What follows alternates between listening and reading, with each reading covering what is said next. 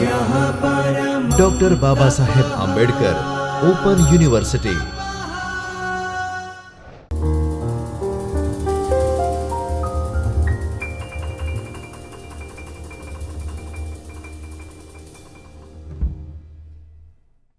Namaskar and greetings of the day to all the students watching this video. I, Twinkle Chandarana, Assistant Professor English, Dr. Babasaheb Ambedkar Open University. Welcome all of you in today's lecture. So friends, today we are going to discuss an interesting novel titled as Wuthering Heights by Emily Bronte. Let us begin with the discussion of the making of the text and in what circumstances did the writer publish this book. Before moving forward, let us discuss the components of this presentation. We are going to discuss the historical context of this novel. We are going to discuss the three important aspects related to this novel. We are going to talk about the novel in general, then Wuthering Heights as a Gothic fiction, what's in the title as well as its brief summary, and on a concluding note, we will discuss the questions and references and web resources. Wuthering Heights is an 1847 novel by Emily Bronte, initially published under the pseudonym Alice Bell. It concerns two families of the landed gentry living on the West Yorkshire moors and the Earnshaws and the Lintons and their turbulent relationships with Earnshaw's adopted son, that is Heathcliff. The novel was influenced by Romanticism as well as Gothic fiction. The American Revolution, which often symbolizes the ability of the common man to prevail over old, established power, coincides with some of the action in Wuthering Heights. Heathcliff stages a revolution of his own by trying to bring down two old, powerful families. Though Wuthering Heights is considered a classic, the book was not always so popular. In fact, when it first came out, there were all sorts of confusion about the author because Bronte published the book under the pseudonym Alice Bell. Readers thought that the book was by the same author who wrote Jane Eyre, which was more immediately embraced by the public because the characters are a lot more likable. Turns out that Emily's sister, that is Charlotte Bronte, wrote Jane Eyre under the pseudonym Currer Bell. Friends, you must be aware of the three important as well as the most important aspects of this novel, Wuthering Heights. The first is that Heathcliff and Catherine Earnshaw are among the most famous fictional couples of all time. In fact, they probably are second only to Romeo and Juliet.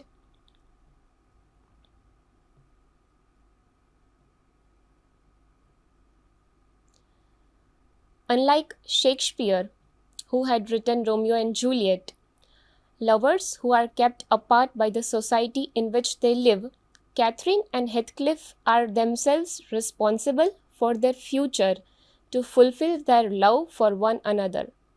Their own passionate natures make their union impossible. The second important aspect of this novel is the novel contains a so-called framing device. Here, framing device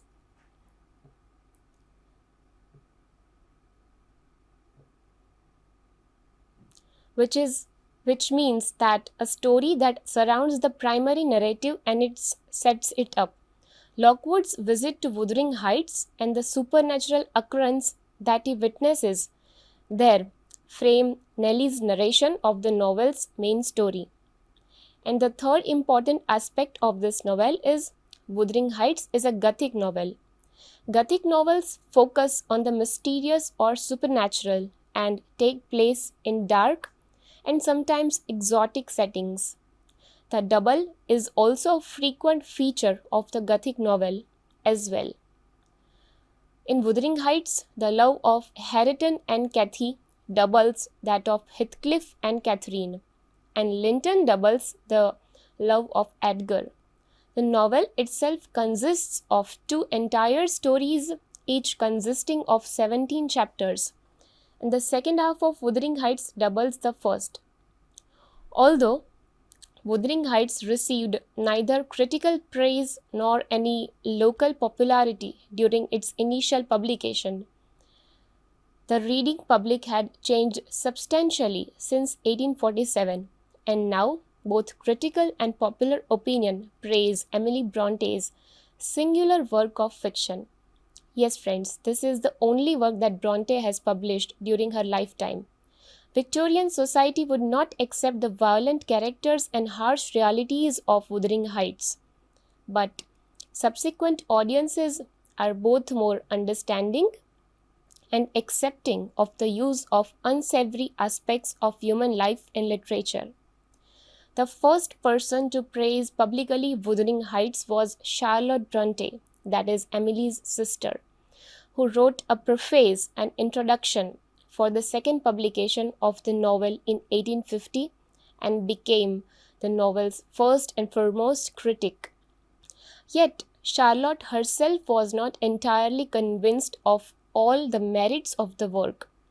Commenting upon the advisability of creating characters such as Heathcliff, Charlotte states that I scarcely think it is advisable. Charlotte's comments may be a direct concession and appeal to Victorian audiences to accept and respect Wuthering Heights without having to accept completely everything within the text. In addition to having difficulty with the content, the Victorian audience's view of women could not allow anyone of that period to accept that Wuthering Heights was the creation of a female. It had been published originally under the pseudonym Alice Bell. After its initial publication, both critical and popular audiences ended up embracing this work, and it remains one of the classic works still read and studied. Wuthering Heights is an important contemporary novel for two reasons. Its honest and accurate portrayal of life during an early era provides a glimpse of history, and the literary merit it possesses in and of itself enables the text to rise above entertainment and rank as quality literature. The portrayal of woman, society, and class bear witness to a time that's foreign to contemporary readers. But even though society is a different today than it was 2 years, but even though society is different today than it was 2 centuries ago, contemporary readers can still relate to the feelings and emotions of the central characters, Heathcliff and Catherine, as well as those of the supporting characters. Because Bronte's characters are real, they are human subjects with human emotions. Therefore, Wuthering Heights is not just a sentimental romance novel. It's a presentation of life, an essay on love, and a glimpse at relationships. Many critics praising Bronte's style, imagery, and word choice contend that Wuthering Heights is actually poetry masquerading as prose. Wuthering Heights is about ordered pairs, two households, two generations, and two pairs of children. Some critics dismiss the second plot of the second generation characters as being a simple retelling of the first story. However, in doing so, they are dismissing the entire second half of the book. Each of the two main storylines of the two generations comprises the whole of 17 chapters of this book. Clearly, in order to appreciate fully this work, attention must be paid to the second half, particularly noting that the second half is not just a retelling but rather a revising and form of renewal and rebirth. These ordered pairs, more often than not, are pairs of contrast. The most noticeable pair is that one of the two houses, Wuthering Heights Th- and Thrushcross Grange. Wuthering Heights has the wild, windy moors, and its inhabitants possess the same characteristics. And opposite this are the calm, orderly parks of Thrushcross Grange and its inhabitants. Each household has a male and female with a counterpart at the other. Readers gain insight into these characters not only by observing what they think, say, and do, but also by comparing them to their counterparts, noticing how they do not think, speak, and act. Much is learned by recognizing what one is not. Structurally, the narrative is also primarily told from a paired point of view. Lockwood frames the initial story, telling the beginning and ending of the chapters with minor comments within them.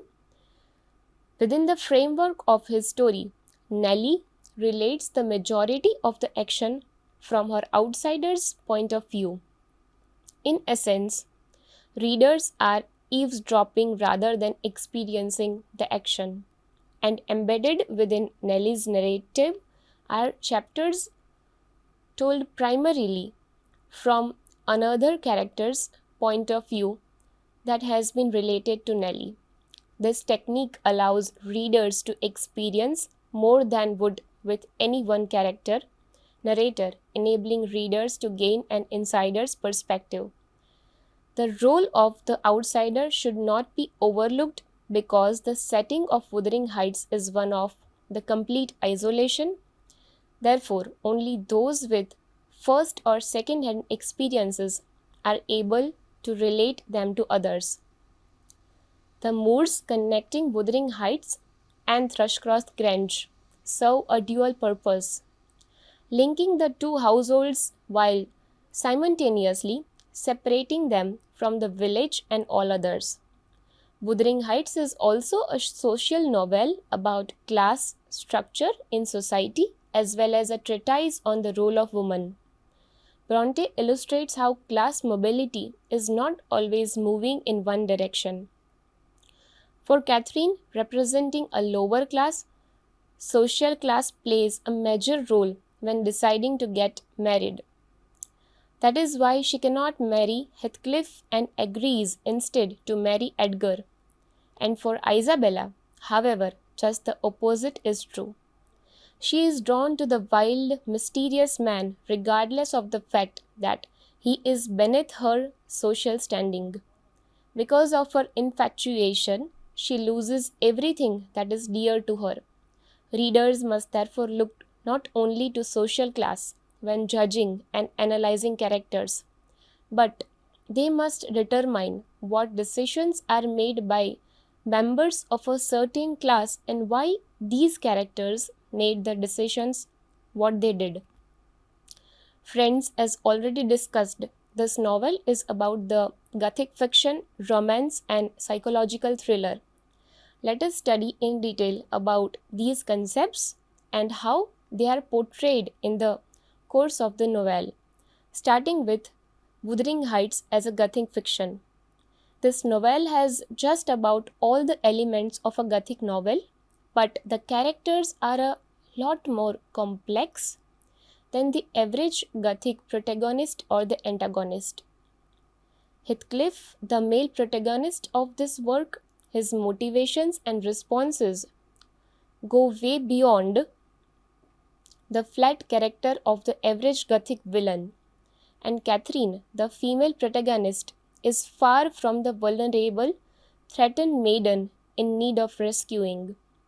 And instead of a ruined, crumbling castle, we have Wuthering Heights as the setting of this novel. Also, this work provokes greater consideration of morality than the usual action-driven Gothic novel.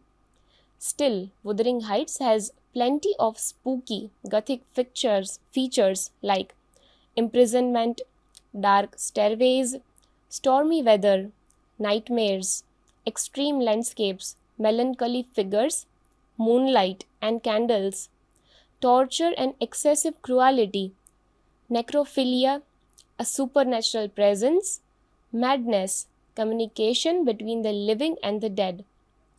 In the Gothic tradition, Bronte features tyrannical fathers and a troubled family line.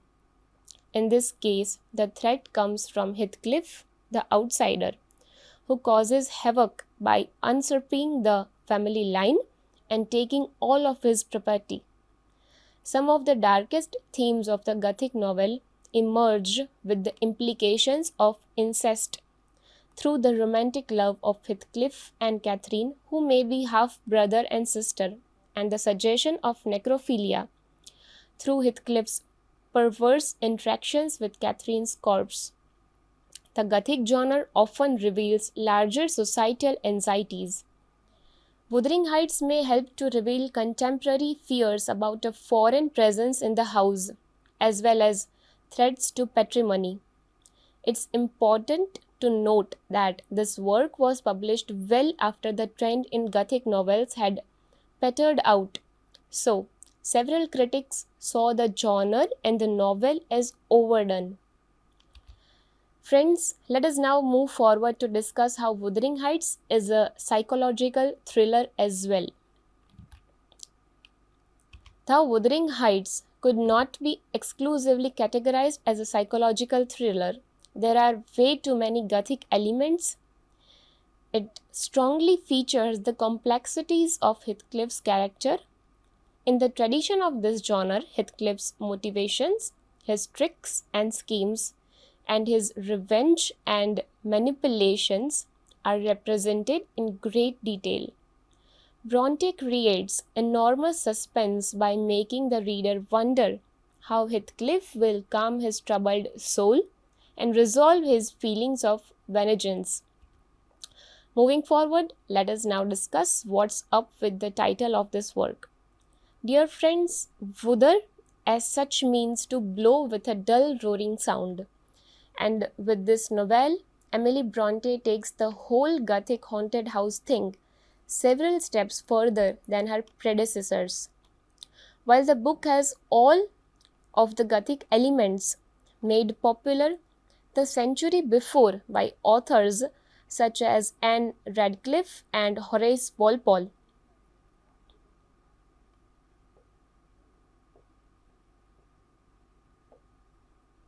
and even mocked by Jane Austen in her work Northanger Abbey, Wuthering Heights has a lot more psychological complexity than the average pulp Gothic job.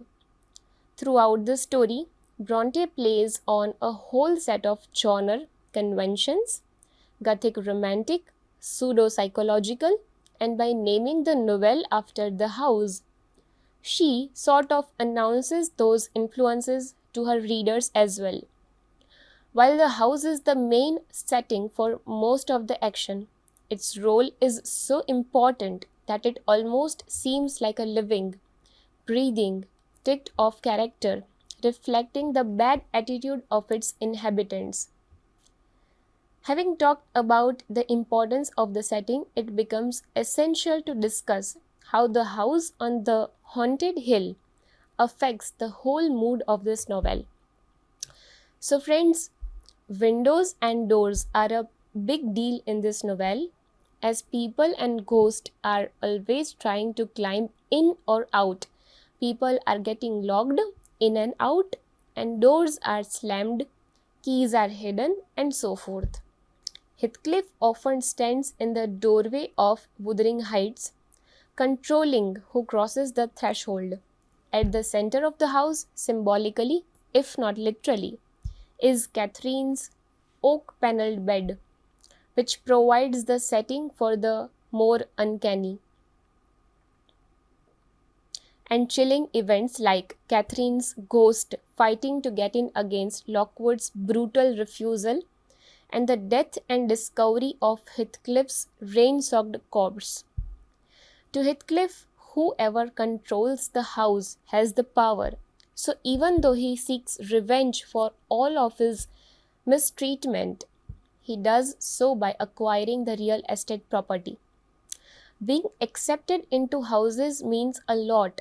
Hindley never welcomes Heathcliff into Wuthering Heights, and the Lintons open their doors to Catherine, but not Heathcliff. The house has different meanings for each character: prison, punishment, social class, horror, and nostalgia. Basically, the house is loaded with symbolical importance. It's up on the stormy hillside above Thrushcross Grange. Dear friends, let us now discuss the book summary briefly. Wuthering Heights opens with Lockwood, a tenant of Heathcliff's, visiting the home of his landlord. A subsequent visit to Wuthering Heights yields an accident and a curious supernatural encounter which pique Lockwood's curiosity.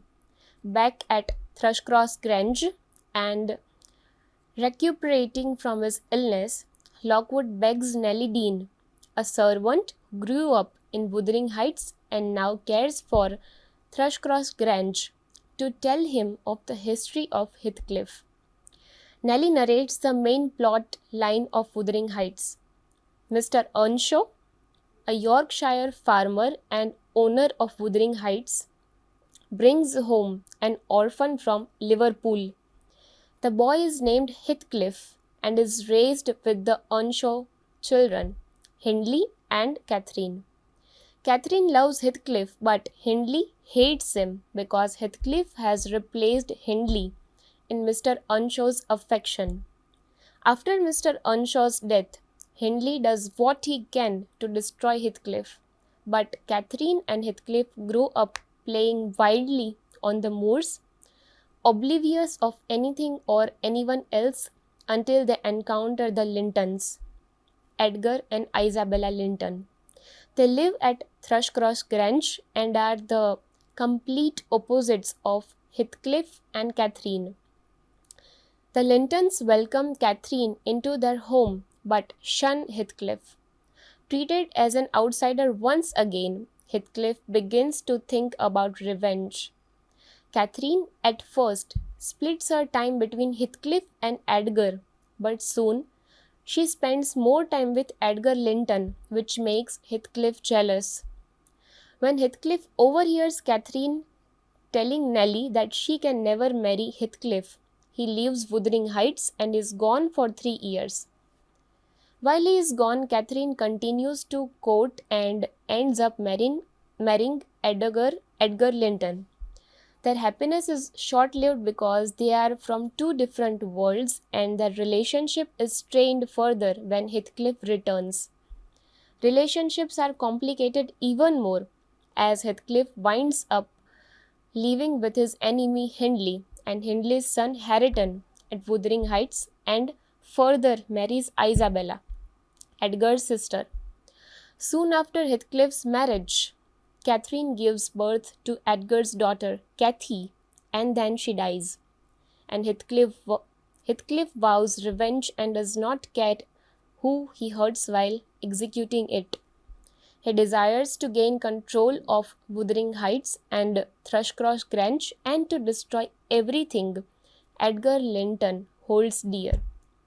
In order to exact his revenge, Heathcliff must wait 17 years.